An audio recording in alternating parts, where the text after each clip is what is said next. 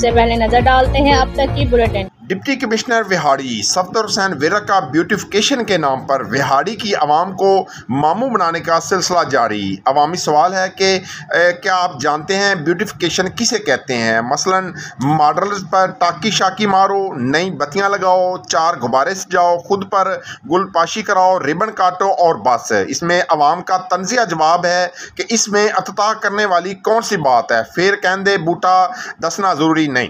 Beautification के नाम पर डिप्टी कमिश्नर विहाड़ी सफदर हुसैन विरक का रात गए फ़ोटो सेशन पहले से मौजूद मुजस्मों और मीनारों की सफाई कराने और लाइटिंग कराने के बाद अपने नाम से अफ्ताह कर दिया। शहर में जगह जगह कूड़े करकट के ढेर, सफाई के नाम नाकस इंतज़ाम, टूटी सड़कें और उजड़े पार्क ज़िले इंतज़ामिया को मुँह चढ़ाने लगे हैं। स्मोक की रोकथाम के हवाले से भी फर्जी कार्रवाइयाँ जारी हैं। जगह जगह रूढ़ियों को आग लगाने का मुजाहरा।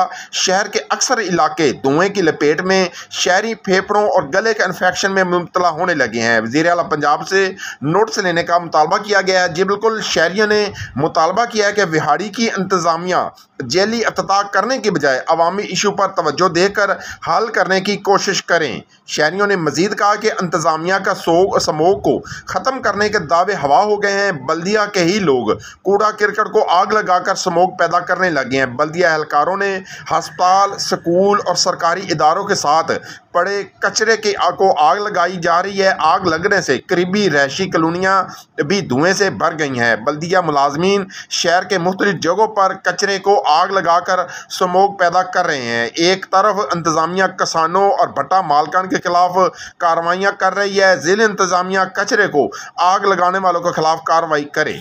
जी।